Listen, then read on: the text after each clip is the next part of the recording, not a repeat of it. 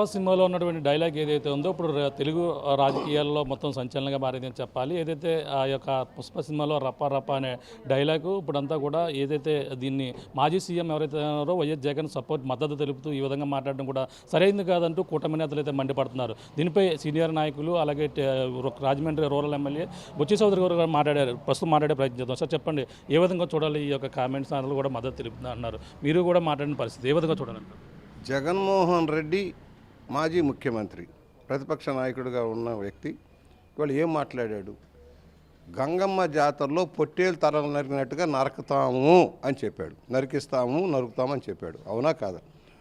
పైగా ఆయన సమర్థించుకుంటూ ఆయన ఫ్లెక్సీలని సమర్థించుకుంటూ తప్పే ఉంది దీంట్లో అన్నాడు. నేనేమన్నానంటే అలాంటప్పుడు నీ తల కూడా తీస్తే తప్పే అంటే నన్న, అంతే కదా. మేమేమన్నా నువ్వు ఈ విధంగా ప్రజలను రెచ్చగొట్టి అరాచక విధానానికి తెరలేపి హత్యా రాజకీయాలను ప్రోత్సహిస్తున్న వ్యక్తి నువ్వు. నీ సొంత బాబాయిని హత్య చేస్తే కేసులు మాఫీ చేసుకోవడం ఎలా తెస్తున్నావో చూసాం. గతంలో మీ ఫ్యామిలీ హిస్టరీ, మీ తాత రాజారెడ్డి దగ్గర నుంచి ఫ్యామిలీ హిస్టరీ చూసుకున్న హత్యా రాజకీయాలు ఆరితేరిన వాళ్ళు. నువ్వు రాష్ట్రంలో శాంతి భద్రతలకు విఘాతం కలిగిస్తూ కులాల పేరుతో మతాల పేరుతో రెచ్చగొట్టుతూ పబ్బం గడుపుకోవాలన్న ఆలోచనలో ఉన్నావు కనుకనే మేము మాట్లాడుతూ ఉన్నాం. నువ్వు ఎక్కడికి వెళ్ళినా పరామర్శల పేరుతో దాష్టీకం చేస్తున్నావు. దోచుకున్న డబ్బుతోటి వేల మందిని సమీకరించి శాంతి భద్రతలకు విఘాతం కలిగిస్తూ ఉన్నావు. నీ ప్రభుత్వ హయాంలో ఎవరినైనా బయటకు మాట్లాడినిచ్చావా? కథనిచ్చావా? హౌస్ అరెస్టులు, నన్నే 12 సార్లు హౌస్ అరెస్టులు పెట్టారు. నేనేం దొంగని కాదు, దోపిడీదారిని కాదు, గొడవలకు వెళ్ళే మనిషిని కాదు. ఎవరిని ప్రజాస్వామ్యం ఎవరిని బతకనిచ్చావు? ఎవరి హక్కులు కాపాడావు? ఉద్యోగుల్ని బలి చేసావు. రాజకీయ పార్టీల మీద కక్ష సాధింపులు చేసుకున్నావు. పారిశ్రామికవేత్తల మీద కక్ష సాధింపులు తీసుకున్నావు. కొన్ని కులాల మీద కక్ష సాధింపులుగా వెళ్ళావు. కులాల మీద కులాలను రెచ్చగొడుతూ అరాచకం సృష్టించావు. అవినీతికి కేంద్ర బిందువుగా మారిపోయావు. నువ్వు మాట్లాడేదానికి అర్హత లేదు. అదే చెప్పాము మేము.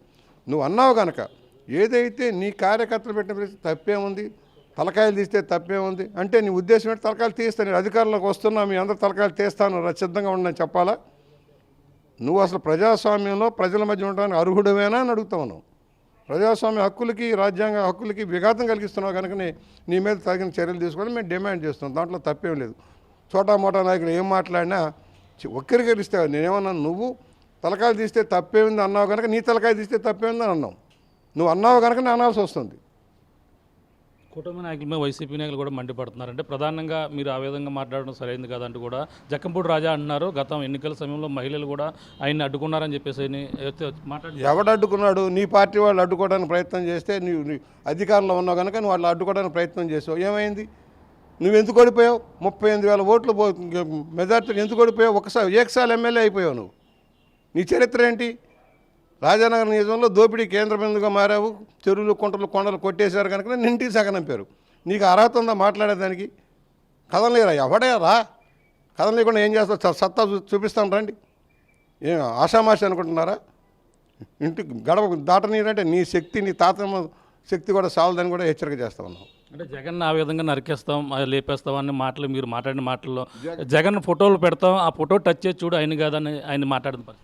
జగన్ మాట్లాడగలకే మాట్లాడుతున్నావు. జగన్ నరికితే తప్పు లేదన్నాడు కనుక ఒక బాధ్యత కలిగిన వ్యక్తి నరుకుతాము చంపుతామని సిద్ధంగా ఉండని చెప్తే మేము నాలుగు మూసుకొని కూర్చోవాలా? నీ ఇష్టారాజ్యంగా పేల్తారా? పేలవలను పేల్తారా? రెచ్చగొడతావా? అంటే నరికేయమనే అలవాటే కదా. బాబాయ్ నరికిన హత్య రాజకీయాలని నీకు అలవాటే, అనేక హత్యల్లో అలవాటే. వీళ్ళెవరండి చోటా మోటా? వీళ్ళకేం తెలుసు అండి? ఫ్రాక్షన్ రాజకీయాలకు కేంద్ర బిందువు జగన్మోహన్ రెడ్డి. ఇలాంటి వాళ్ళని సమర్థించే వాళ్ళని కూడా ప్రజలు హర్షించరు. ఫైనల్గా పథకాలు అమలు చేయలేక ఈ విధంగా డైవర్ట్ చేస్తున్నారని వాళ్ళు చేయలేదు. ఏం చేశారు మీరు? 3 ఏళ్ళు పెన్షన్ ఇవ్వడానికి 5 ఏళ్ళు పట్టింది. ఒక అభివృద్ధి చేసావు, ఒక రోడ్డు వేసావు, ఒక కాలువ కట్టావా, ఒక వంతెన కట్టావా, ఒక నీటిపారుదల ప్రాజెక్టు పూర్తి చేసావు, ఒక పరిశ్రమ వచ్చిందా, ఒక పెట్టుబడి వచ్చిందా, ఒక ఉపాధి కల్పించావు. ఏం చేసావు? నీకు ఓట్లు వేయాలి అందుకనే సాగనంపారు. 11 సీట్లు మీ రాజా లాంటి వాళ్ళందరూ తుక్కు కింద పడి ఇంటికి ఇళ్ళకి పంపించారు డిపాజిట్లు కలంత చేసి. ఎందుకు వేయాలి? నీకు ఎందుకు ఇస్తారు? నువ్వేం చేసావని? ఇవాళ మేము చెప్పినవన్నీ అమలు చేస్తూ ఉన్నాం.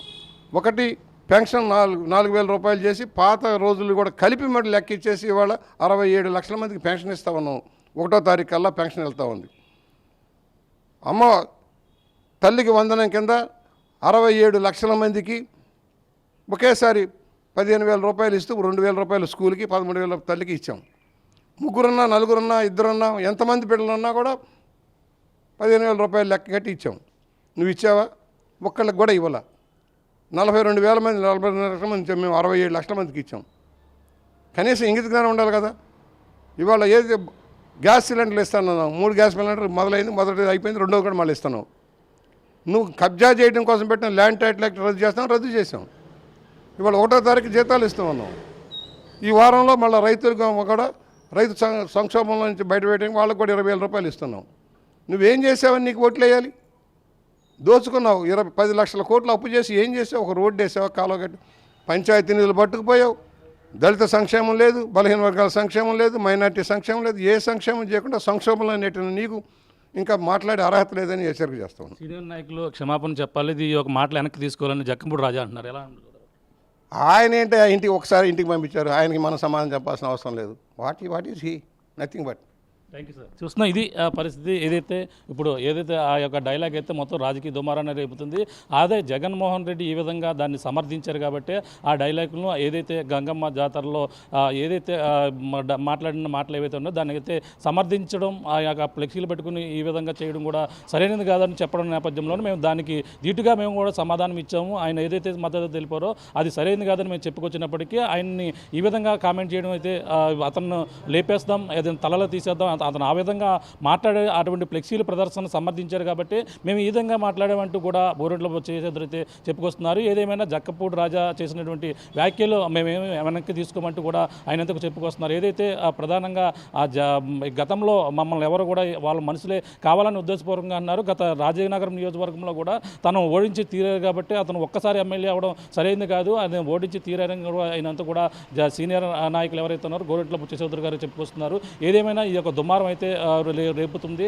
అలాగే ప్రధానంగా ఈ యొక్క డైలాగ్ విషయంలో మరో పక్కన వైసీపీ నేతలు అయితే జగన్మోహన్ రెడ్డిని ఈ విధంగా అనడం సరైనది కాదంటూ కూడా గోరెంట్ల బుచ్చచౌదరి మాటలు వెనక్కి తీసుకోవాలని పక్కన వాళ్ళు చెప్తుంటే, ఎట్టి పరిస్థితుల్లోనూ కూడా అతను ఇటువంటి హత్యా రాజకీయాలని గతంలో బాబాయిని ఈ విధంగా లేపినటువంటి జగన్మోహన్ రెడ్డి ఈ యొక్క హత్యా రాజకీయాలను అయితే ప్రోత్సహిస్తారు కాబట్టి ఇటువంటి విషయాలను కూడా అతను అన్నారు కాబట్టి మేము ఆ విధంగా దానికి ధీటుగా సమాధానం ఇచ్చామంటూ కూడా సీనియర్ నాయకులు అలాగే రాజమండ్రి రూరల్ ఎమ్మెల్యే గోరెంట్ల బుచ్చచౌదరి గారు చెప్తున్నటువంటి పరిస్థితి ప్రధానంగా ఉందని చెప్పాలి. దీనికున్న తాజా పరిస్థితి. కెమెరా అనిల్తో ప్రకాష్, RTV, రాజమండ్రి రూరల్ నుంచి. ఇండియా పాకిస్తాన్ ఉద్రిక్తతలపై లేటెస్ట్ అప్డేట్స్ కోసం డౌన్లోడ్ చేసుకోండి RTV లైవ్ యాప్.